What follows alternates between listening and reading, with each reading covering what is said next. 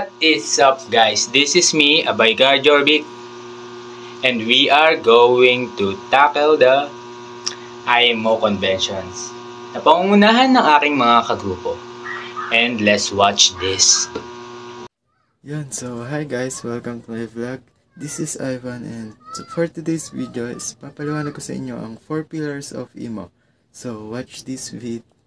So the first one is SOLA. So ginawa to para sa minimum safety standards ng barko at para sa kaligtasan ng mga nagtatrabaho rito. So the second one is MARPOL. Para naman to malimitahan yung mga pollution na ibibigay ng barko sa ating mga karagatan. Ang third one naman natin is yung STCW. Para naman to sa mga officers para malaman kung kaya nilang gampanan yung posisyon nila. So, ang last one is MLC. Para naman to sa mga seafarers para malaman kung meron ba silang safe and secure workplace. So, yung mga pinakita kong yon is yung 4 pillars of IMO. Sana may natutunan kayo.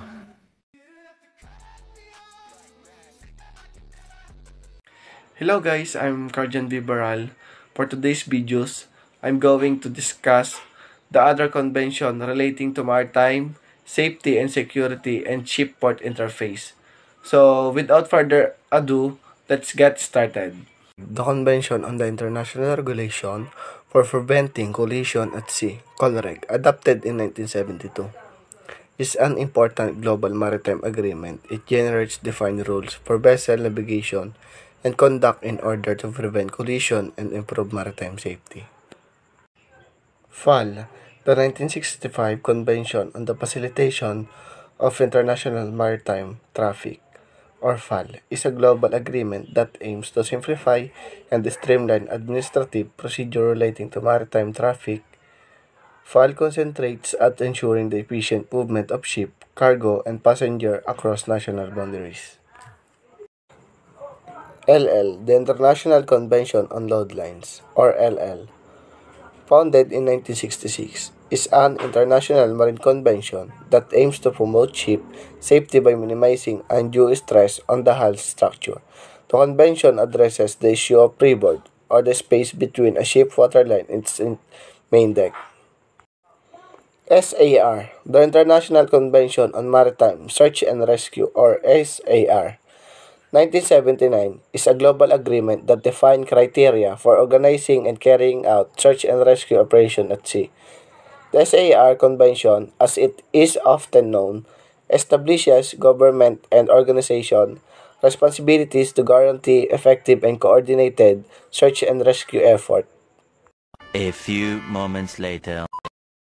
Hello guys, I'm Ninurus B. Kadisal, and we will proceed to study the IMO conventions. So first is the International Convention for Safety Containers 1972, or CSC, aims to maintain a high level of safety of human life in the transport and handling of containers by providing acceptable test procedures and related strict requirements. IMSO, or International Mobile Satellite Organization. It has been established as the intergovernmental body that oversees the provision of certain satellite-based maritime distress communication services. SFV, or the Convention for the Safety of Fishing Vessels. The 1977 convention was the first ever international convention on the safety of fishing vessels, recognizing the great differences in design and operation between these vessels and other types of ships. STP, or the Special Trade Passenger Ship, a mechanically propelled passenger ship which carries large numbers of special trade passengers. A few inches later. Hello guys, I'm Mitchik Pandasnik. For now, I give you the 4 IMO convention.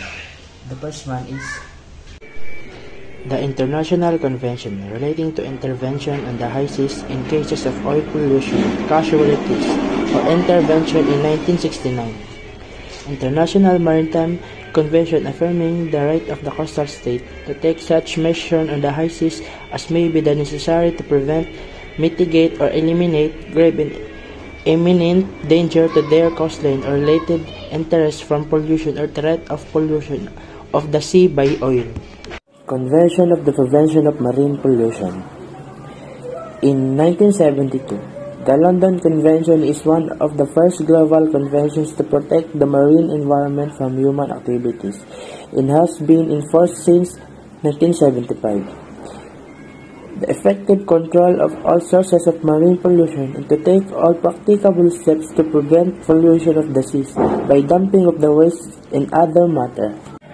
International Convention on Oil Pollution Preparedness, Response and Cooperation or OPRC in 1990.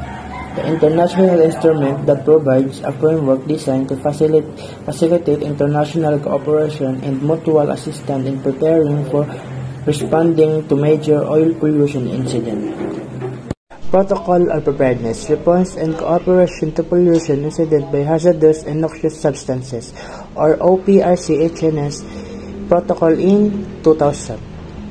Under the OPRC and HNS Protocol in 2000, hazardous and noxious substances or HNS are defined as any substance other than oil, which if introduced into the marine environment is likely to create hazard to human health, to harm living resources and marine life, to damage amenities, or to interfere with other legitimate uses of the sea. Hi guys! Welcome back to my video. Ako nga pala si Abdulaziz G. Baguio. Ngayon magbibigay ako ng 4 na liability and compensation ng IMO Convention. So guys, ano nga ang una? Ang una, International Convention on Civil Liability for Oil Pollution Damage, CLC 1969. Ang CLC 1969 ay tinatag para sa mabilis na kompensasyon at pananagutan sa pinsala ng polusyon sa langis sa maritime na insidente. Layunin nito ang pagtataguyod ng hakbang sa pag-iwas at makatarungan ng sistema ng pananagutan para sa may-ari ng barko. 2. International Convention on the Establishment of an International Fund for Compensation for Oil Pollution Damage, Fund 1971. Layunin nito ang itaas ang limitasyon sa kompensasyon, palawakin ang saklaw ng pondo, at itatag ang tiered na sistema ng kontribusyon para mapabuti ang mekanismo ng kompensasyon sa insidente ng pollution sa langis sa karagatan. 3. Convention relating to civil liability in the field of maritime carriage of nuclear material, Nuclear 1971. Layunin nito ang ayusin ang mga problema na nagmumula sa sabayang aplikasyon ng mga convention na ito sa pinsalang dulot ng nuclear. And last number is 4. Athens Convention relating to the carriage of passengers and their luggage by sea, PAL 1974. Ang PAL 1974 ay isang international na kasunduan na nagtatakda ng mga patakaran para sa pananagutan ng may-ari ng barko sa pinsala o kamatayan ng mga pasahero at sa kanilang bagahe sa paglalakbay sa dagat. Layunin nito ang protektahan ng mga karapatan ng mga pasahero. So guys, yun lang po.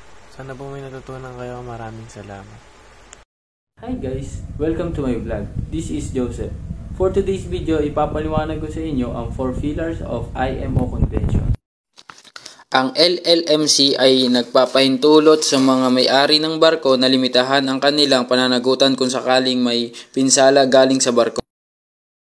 Second is CHNSS. Ang CHNSS ay nagtatag ng isang kompresibong rehimen sa sumasaklaw sa pinsala sa polusyon mula sa panganib at makakalason na sangkap na dala ng barko. The third is BOPD. Ang BOPD ay pinagtibay upang matiyak na ang sapat, maagap at epektibong kabayaran ay makukuha sa mga taong dumaranas ng pinsala mula sa barko. The fourth is ang ROW ay ginagawang pananagutan sa pananalapi ng mga may-ari ng barko at hinihiling sa kanila na kumuha ng insurance o magbigay ng iba pang seguridad sa pananalapi.